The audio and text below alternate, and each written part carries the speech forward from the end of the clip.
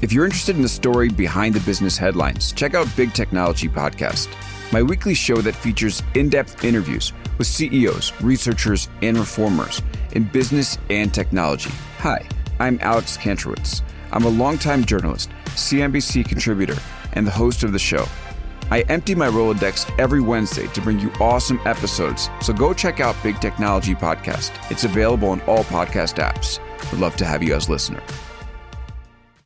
Break language barriers instantly by translating up to 44 languages in real time with the HP AI PC, powered by the Intel Core Ultra processor. With the right tools, work doesn't have to feel like work. Learn more at hp.com/AI PC.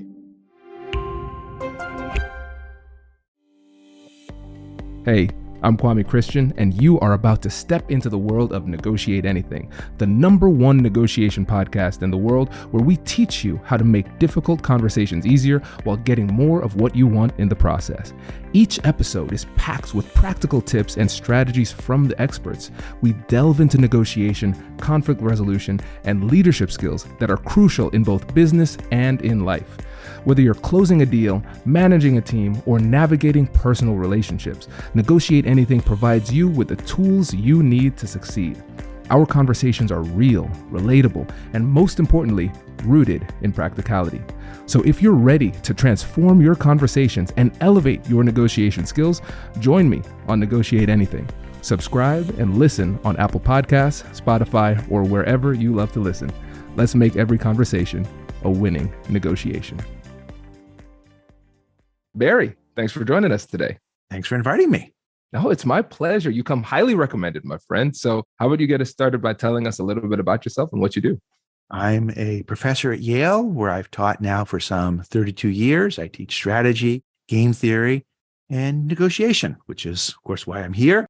Along with being a professor, I'm also an entrepreneur. I've started companies ranging from Honest Tea, which some of you may be more familiar with, to Just Iced Tea or Justice Tea, to kombucha, and lots of entrepreneurship in the food and beverage space. Incredible. Impressive, too, because that's a tough space to be in. So kudos. Thank you. And Barry, I know, my friend, you are very humble. I want to make sure that we shout out your book. Can you tell the listeners about your book, too? The course that I've been teaching at Yale for the last decade has now become a book. It is called Split the Pie, a radical, revolutionary new way to negotiate. The subtitle is kind of a lie because it's actually a 2,000-year-old way to negotiate. It comes from the Babylonian Talmud, but most good ideas aren't new and most new ideas aren't good. So I'm glad that I'm able to resurrect a tried and true technique from 2,000 years ago that has largely been forgotten. Oh, that's great. Okay, so we have to get into that. Can you tell us the historical underpinnings of this before we actually get into the tactics and tools and things? Well, it'll come out when we talk about what the whole notion of the pie is. And that essentially what the Talmud does is provide a way of treating people in unequal positions equally or fairly. And people have a misconstrued, misguided notion of what fairness is all about. And that when you correctly understand when negotiation is over, coming up with agreement is going to be a whole lot easier. I love it. This is great. And so let's just start off with a brief synopsis of the book. Oh, I've heard in the past you talk a lot about the lizard brain, the amygdala going haywire, if you'd like. I am much more the prefrontal cortex, the Mr. Spock of negotiation. I'm the one who's trying to bring some logic to bear because a little more logic can actually help bring down the emotional temperature. And as I said before, what's surprising is people negotiate and they're confused what they're negotiating over. So let's just take the simplest example possible. A and B are negotiating over a pizza. And if they can agree on how to divide up 12 slices, that's what they get to do.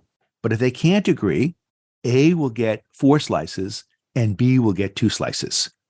And so my question is, how do you think A and B will divide up those 12 slices? Oh, and it's 6 total. Well, there's 12 slices to be divided up. Oh, 12 total slices. The pizza has 12 slices, which they can only get if they agree on how to divide them up. If they don't, A can go back to some party and get 4 slices, and B can go to somewhere else and get 2 slices. Gotcha. Well, the logical solution then would be to split the pie 6 and 6. So that's one view that's very common, is that the fair answer is you take the 12 and you divide it 6 and 6. The other most common answer I hear is that people say, well, A is twice as strong as B. A can get twice as many slices with no deal, so therefore they should get twice as much with a deal. It should be, therefore, 8 and 4. And my view is that both those answers are wrong, that really the negotiation is about the 6 extra slices they get by doing a deal. No deal, they get 4 plus 2, or 6 slices. With a deal, they get 12. The reason they're negotiating is to go from the 4 plus 2 all the way up to 12. To get those extra 6 slices, A and B are equally necessary, equally essential, and therefore that's what we should split 3 and 3. Not the 12, but the extra 6. Oh, that's fascinating. Okay, Barry, because I have to ask this. When you think about this, the approach that you provided definitely makes a lot of sense. How do you reconcile this with I think it's the ultimatum game? Yeah. So in the ultimatum game, one side makes an offer and the other side says yes or no. And my view is that's not a standard negotiation, because the person who has the power to make an ultimatum is going to get more than half the pie. Yeah. And yes, if I have the power to make a take it or leave it offer to you, that's going to give me more in the negotiation. I got that. But most negotiations, neither party really has that ability. They may say that, but I can come back with a counteroffer. And then they have to consider whether or not to take it. So we know from the work of Van der Waal that monkeys, when they're offered an unfair deal, will reject it. Monkeys, in particular capuchins, are perfectly happy to work and do tasks for cucumbers. But if one monkey is getting paid cucumbers and the other is being paid in raisins or grapes, then the monkey paid cucumbers is just going to throw those cucumbers back, is going to walk away. It's no deal. And that aversion to being treated unfairly is in our DNA. And therefore, people will reject deals which are profitable if they think they're being treated unfairly. What ultimately happens is people say, oh, you have to divide those 12 slices 6 and 6. But the person who has a 4 fallback doesn't think that's fair because they actually have more with no deal. And then the person says, well, I'll do 8 and 4. And then the person on the 4 side says, no, that's not fair. And so ultimately, when you come up with a notion of fairness, it should not depend on which side you're on. It should be taken, if you like, from a veil of ignorance, from a blindfolded perspective. And when you understand what the pie is truly, that extra 6 slices, then you also understand that power and fairness both say, split it 3 and 3. Hello, my friends. Before we get back to today's episode, I want to ask you a question. Have you ever wondered how to elevate your team's negotiation game and how you can help the folks on your team have better, difficult conversations? At the American Negotiation Institute, we offer transformative keynotes and workshops tailored to empower professionals with top-tier negotiation and conflict resolution skills. Whether it's a keynote for your next event or hands-on training for your team, we've got you covered. Don't just negotiate. Master the art with the American Negotiation Institute. Click the link in the description to find out more. Elevate, negotiate, and succeed. Introducing the HP AI PC, your powerful AI assistant. Easily search through personal files, gain valuable insights, and make smarter, more informed business decisions. Unlock the future of work today with the HP AI PC, powered by the Intel Core Ultra processor. With the right tools, work doesn't have to feel like work. Learn more at hp.com/AIPC. That's so fascinating. Yeah, it makes sense. And it's definitely a bit of a paradigm shift sometimes too. So no, it's definitely a paradigm shift as well, because a lot of times I think today there's a lot of focus on emotions and feelings. And I think that there's value there, but it's refreshing to see a focus on logic and a rational approach to deal making and decision making. Sure. And if you can combine Mr. Spock's logic and Captain Kirk's emotional intelligence, then you're totally made. There you go. And now let's say we try to use this more logical approach to negotiation. Mhm. And on the other side of the conversation is somebody who is more emotional, that is more, let's say, limbically driven. Mhm. And their feelings are leading them, because they're looking at it only from their own perspective, their feelings leading them to feel like it's an unfair deal, Mhm. even though objectively it's not an unfair deal. Yeah. How do you work through that with somebody who's not acting logically? I think that if you can help somebody understand that what I'm proposing is truly fair, it's hard to turn that down. And so I'll give you an example with my mother. She was living in Sarasota, where she had rented for a decade. And her landlord says to her, with this whole work from home thing, I'm going to put this house up for sale. And I think with this market, I can get $800,000 for it. But since you're living there, I'm happy to sell it to you for $790,000. Okay. So what is the negotiation really over? And let's go back to the pizza example. The pie is the extra value the parties create by doing a deal compared to no deal. So in this particular case, what is the reason for my mom and this owner to do a deal? Now, my mom's happy to live there, to buy it, and pay the market price. And so I would say for your mother, it's the continuity, being able Okay. to stay in the same spot. Yeah. And for the person on the other side, the Landlord. seller, the Yeah, landlord, seller. it would be to, first of all, not have the stress of having to deal with a house or a tenant or anything like that. So that freedom is part of it, but also getting that liquidity so they could have more options down the road. But both of those things are going to happen no matter who they sell it to. That's true. So Thinking what's the outside advantage of box. selling it to my mom? Advantage of selling it to your mom is speed of the deal. You don't need to go through an agent. You Yeah. also probably save the money on the commission then if you go directly. Yeah. And then also, one thing that I've heard a lot in real estate is people actually care about the house itself. The person would probably trust your mom to take care of the house in a way that they feel is respectful. That's Well, it was a intangible rental though. house, so therefore I'm not sure he cared so much about that. But Yeah. he doesn't have to spend $10,000 putting in new carpets and appliances and repainting. He doesn't have to worry about the apartment being empty for a month or two while he's trying to rent it. And he can save 5% or about $40,000 in real estate agent commission, which is a nice chunk of change. So my mom writes back and says, look, I'm happy to buy it at market price. And if I buy it from you, I will save the cost of moving, psychic costs, financial costs. You'll save the cost of fixing it up and possibly have it empty. And let's call that a wash. And then there's a $5,000 or 5% or $40,000 real estate agent commission. We should split that 20/20. He writes back, and this is now to your point about emotional and misunderstanding things. He writes back and says, Marcia, I don't think you understand. It's a hot market. That's why I should get 3/4, not half of the savings in the real estate agent fee. And with my help, she writes back and says, the fact that it's a hot market is why the market price is high. But if you sell to anybody else at $800,000, you collect $760. And if I buy the equivalent house from anybody else, I have to pay $800. The only way we can save that $40,000 is if I'm the buyer and you're the seller. And he gets it. He says, yep, I see that now. So we can split the real estate agent commission 50-50. And then what's market price? Well, one of my other dictums is I like to turn negotiation into a data exercise. So we're going to agree that I'll buy the house at market price and split the savings.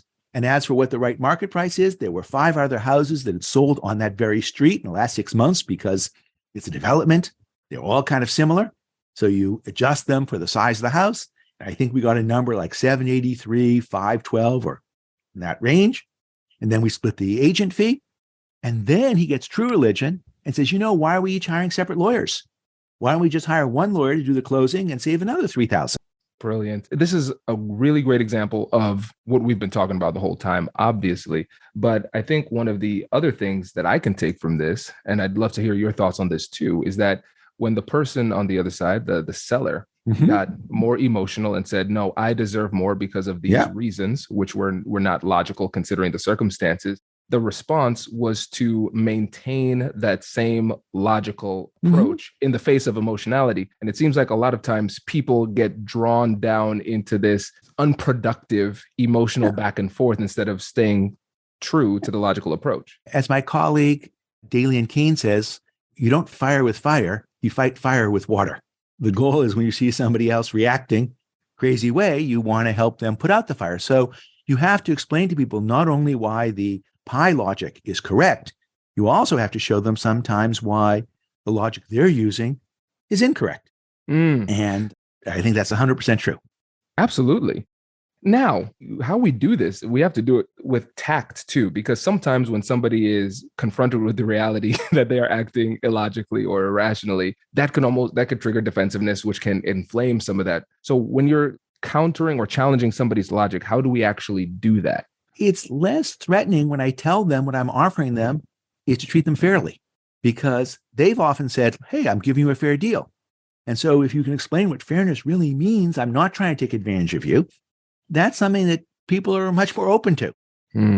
So it's not just making an argument. It's not just saying, I want more, or here's the number, or this is what I'll do. It's here's why. I'm giving you a real reason. I love this. Yeah, because essentially, if we're thinking about this like a math problem, you're showing your work. How did I come to this number? There's something substantive behind it. That makes sense. And we can argue about the work. Absolutely. But not the principle. Let's focus on that, Barry, because I think that's a really insightful point. I don't want people to miss it. Can we go deeper on that point? Sure. So let me give you one more example. In Connecticut, there was a grant to high school teachers. I think it was called RESC or RESC, in which there was $5,000 made available to pairs of math and physics teachers if they worked together to integrate their curriculum. But unfortunately, to do that required 36 hours from the physics teacher and 4 hours from the math teacher. So kind of 9-to-1 ratio in terms of work. And they could only get that $5,000 if they agreed on how to split it up.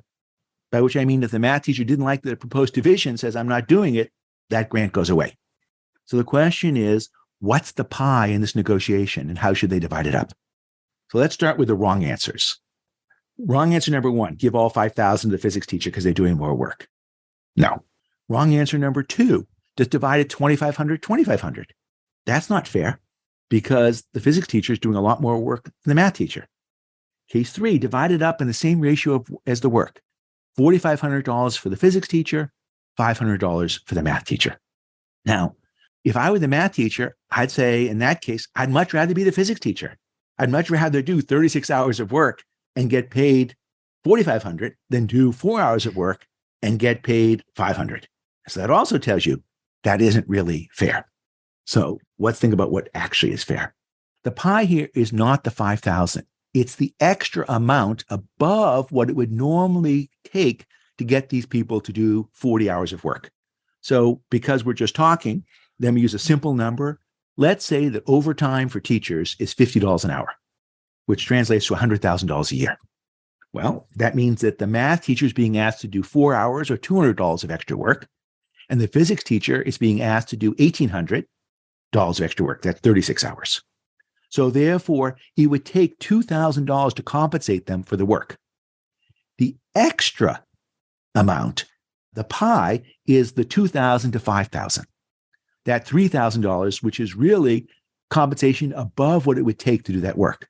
So we take the $3,000 and we divide that $1,500, and the math teacher gets an extra $200 for their hours of work, and the physics teacher gets an extra $1,800 for their work. Now, if I have to convince you why that's really right, here are some ways of thinking about it. Imagine that the total amount available was only $1,000 to do this work. Well, we wouldn't divide it up in the 9-to-1 ratio because basically there's not enough money there. The teacher would just say, no, I'm not interested in that. In fact, until the total amount is up to around $2,000, they're just going to say no to this project. It's not worthwhile. So as a result, what we really need to think about is the extra value that's created by this deal. In this particular case, the $3,000. And if I needed to convince the physics teacher a little bit more, I could say the following. Well, imagine we're each doing 20 hours of work. Then it's clear we divided up $2,500. Right? You with me on that? And if the math teacher says to the physics teacher, look, I know I'm only doing 4, but how about I cover 16 hours of homeroom for you? So now I'm doing 20 and you're only doing 20 extra. Sure. Then we got a deal, $2,500. And then the math teacher says to the physics teacher, oh, by the way, you know those homeroom hours, those 16 homeroom hours I'm supposed to cover for you? Can I buy them back for $50 an hour? And of course, the person would say, yes, that's a fine price. Sure, I'd do that at $50 an hour. So basically, that's another way of seeing how you could get there. It's fascinating. Now, here's one question, Barry. So What happens? Let's go a little bit deeper because we touched on it here with this one. What happens if there's a fundamental disagreement on what the pie is? Yeah. So by the way, what's the nature of the disagreement here? Should it be $40 an hour? Should it be $50 an hour? I don't really know that's the right number. Note, by the way, it doesn't change the answers very much. So it's true. I said, in the end, what's the fair market price for the house? What's the right market price for those extra 40 hours of work? Is it $1,600, which would be $40 an hour, or is it $2,000? Okay, yeah. So basically, there may be a disagreement over $400, relatively speaking, in terms of what the actual size of the pie is. I got that. But that's a small amount. And that's if you like a technical discussion, as opposed to a principles. Like, yes, we've agreed we're going to create a big pie and split it. And now we can bring data to bear about what's the right compensation per hour. You know what's interesting? And this is kind of off the cuff, Barry. So everything's off the cuff today. Yeah, that's true. So you tell me where I'm wrong on this one.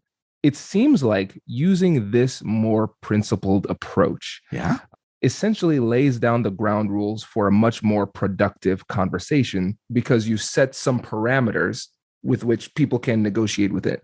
What I want to do is agree up front that our goal is to create a large pie and split it.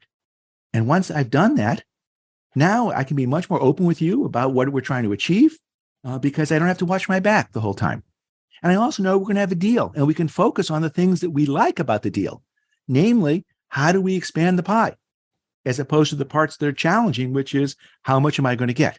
And I agree that there can be some dispute level about what the actual pie is.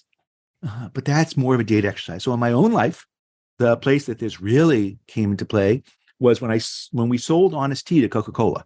We had a problem. Our company had about 23 million in sales, and that was just too small to fit in the Coke system. Coke is great at bringing companies from 100 million to a billion, and they're also not that bad at bringing companies from 50 million down to zero. So they recognized that we really weren't ready for them. So they said, look, we'll buy you in 3 years. And in the meantime, we'll help you with purchasing, with production, and with distribution. But can you see what the problem was going to be? They're going to buy us in 3 years. They're going to give us all this help for the next 3 years. They're incurring costs in the 3-year period. It turns out those costs were actually pretty minimal. The real thing is they didn't want to pay more for all the things they were doing to help us. We're going to grow your sales, and now we have to pay more as a result of that? No, I don't want to be punished for being a good Samaritan here. And my response is, well, yeah, you shouldn't pay full price for all the things you're doing to help us, but you should pay half price. Because while it's true we need your help, you also need our golden elixir in the overpriced bottles and our brand. You need the vehicle to help. And so essentially what we should do is you should pay full price on sales up to X, which is what we could achieve without your help, and then half price on sales above X. And let's focus on making the sales as big as possible. Now, there's still 2 data points. What's X? That is, what is it we could achieve without their help? And what's full price? But there was a lot of evidence on that. There were many other deals that were out there in the market, whether it be Sobe or Fuse, Vitamin Water, in terms of what the price multiple was at a time of acquisition. And they had all that data, which they shared with us. And we could say, oh, we're more like this company than that company. And then there's what can we achieve without them? Well, here's how fast we've been growing historically. Here are the new markets we're going into. And so that focus on the 2 data points it took us a week to resolve, but I kind of knew we were going to have a deal. And like the issue of the $40 to $50, relatively speaking, it was small potatoes. Yeah. Oh, this is fascinating. This is fascinating because it's now thinking about it through this paradigm, just the principled approach, and then also turning these data-driven discussions into more technical discussions. It seems like once we get on the same page in terms of the principles of the deal, the rest of the deal is much easier to handle. There's one other key thing we have to get on the same page on, which is how we're going to divide things up. So I love Gain to Yes.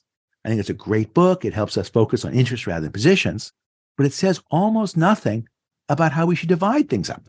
And until we resolve the contentious part of division, it's very hard to focus on making things bigger because I'm watching my back the whole time. Therefore, I want to resolve in principle what we're going to do about dividing things up right at the start. So the first thing to negotiate is not talking about price.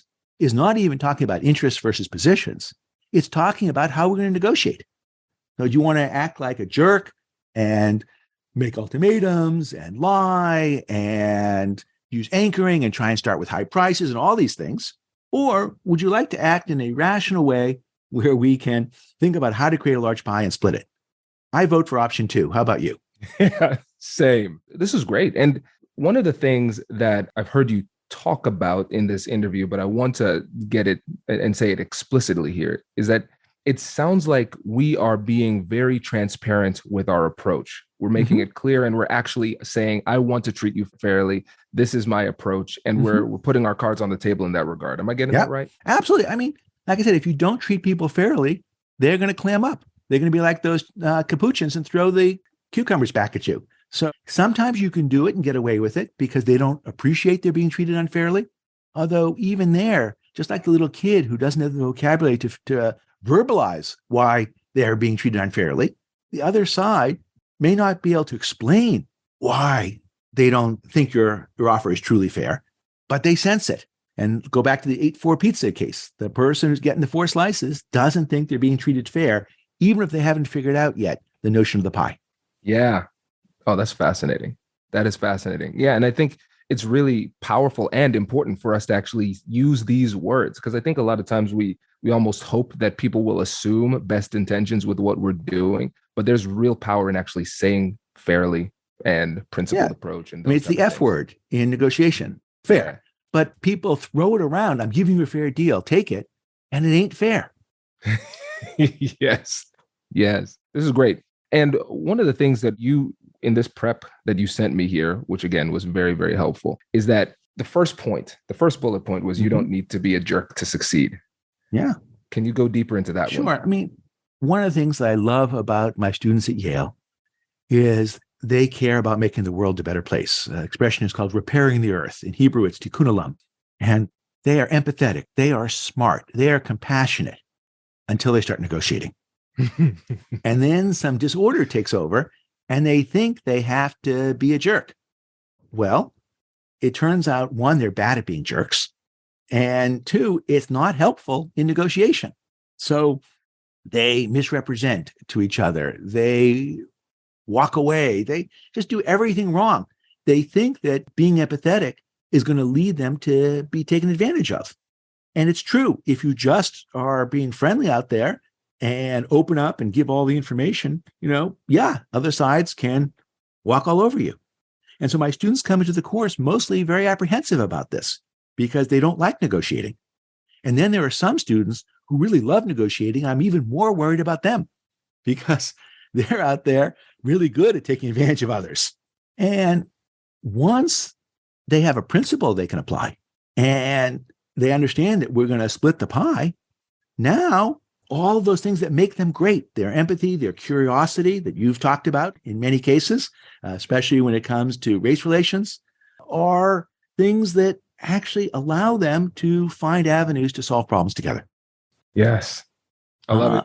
And so the other lesson is not only should you not be a jerk, but if the other person's acting like a jerk, maybe they're actually a smart, empathetic person just like you, but don't know any better. And therefore, when you offer them this alternative, you allow them to have their inner, warm, empathetic, curious person come back out. That last point, Barry, is so important because it's so funny because a lot of people say somebody else is a jerk. This person's being ridiculous. They're being irrational, but they don't have the humility potentially or the self-awareness to recognize that they display those exact same behaviors under duress. Mm-hmm. And I think just reminding ourselves that the jerk on the other side probably has some friends who don't know them as jerks. And there's somebody good inside. I think that's a good reminder. Actually, or they themselves, the other person doesn't want to behave the way they're behaving. They just don't know there's an alternative because they think that's what they have to do to protect themselves. So if you know that my fallback is $1,200 and I don't have any other principles, you're going to offer me $1,199 or $1,100, and I'm going to basically walk away with very little. But if I say to you, look, or just take the case with my mom and the real estate agent's savings. It's like, oh, the savings are $40,000. I want $35,000 or $30,000 of the $40,000, right? And that's better than nothing for you. And my answer is, Yeah, it's better than nothing. But you know what? I wouldn't expect you to accept 10,000 of the 40. So I don't come back and just counter, because that's fighting fire with fire and say, look, you've offered me 10. I'll give you 10. I don't expect you take 10, because that would leave me 30, you 10 out of the 40. And you think that's unfair. And for the same reason why you're going to reject 10, I'm going to reject 10. And I'm going to offer 20/20. And note, I'm not asking for more than you, and I'm not asking for less. It's the only thing where we're both basically, it's a reciprocal offer. And I don't see any reason why I should be getting less than 20. If you can give me a good reason, I'll take it. But absent that, this to me is the one fair solution. Brilliant. I love how simple and easy you've made it to understand this. But again, I think sometimes those parts of negotiation that can be expressed in a way like you described it, in a way that's simple and easy, are simple and easy to overlook as well. Because I think we get so caught up in the fog of war that we lose this logical component. The reason I think we don't have the logical component is we're negotiating over the wrong thing. That they're negotiating over the 12 slices. We're negotiating over the market price rather than the 40,000, the saving, the real estate, the moving costs, the fixing up costs. And that essentially, when you understand what the negotiation is truly over, it's not so hard. Yeah. Oh, this is great. Barry, I appreciate this. Thank you for joining us on the podcast. And before you go, can you remind the listeners again about your book and what the best way to connect is? So also, before I go, I got to come see you in Columbus, because I spent a lot of time in Columbus. I was on the board of Nationwide Insurance, Nationwide Mutual, for a dozen years. Got to see Jenny's before Jenny's became a national kind of thing. And of course, football games at The Ohio State, your alma mater, times 3, I think. I appreciate that. And you pronounced it the right way. So thank you. You don't mean pronounce. I mean, labeled it correctly. I know. Ohio? Ohio? I don't know. Yes. The book is called Split the Pie, which is, of course, what I've been talking about. It's available on Audible as well as Kindle and hardcover. There's a website, splitthepiebook.com, which has some videos as well. And we'll have a link to this podcast. So I hope you'll enjoy it. And you don't even have to negotiate the price. It's so low. A fair price, right? A fair price. Yeah. This is great. Barry, thank you so much. Really appreciate it. Appreciate you inviting me. Thanks. Wait. Now, before you sign off, I have something to tell you that I've never told you before. Just kidding. I've told you before, but you should listen to it again. I want you to know about Negotiate Anything Premium. Imagine all of the things that you love about our traditional feed, plus so much more. I know you like our traditional feed because you're at the end of the episode. And with Negotiate Anything Premium, you'll get more bonus content you've been asking for, more of the expert insights that you can't get anywhere else, and more exclusive behind-the-scenes access into every conversation. Are you ready to get more of what you want out of your life, career, and every conversation? With Negotiate Anything Premium, you'll have access to more high-level, custom-designed content and insights, giving you the tools you need to negotiate higher salaries, better deals, and better relationships in your life and career. Once I had a listener share that Negotiate Anything helped her to negotiate a $53,000 raise. Could this be you? What would that mean for your life? I've seen firsthand the impact this model has had on my life and the lives of my corporate clients, and I am confident that it can do the same for you. Are you ready to negotiate more of the best things in life? Click the link in the show notes to learn more. I'll catch you later.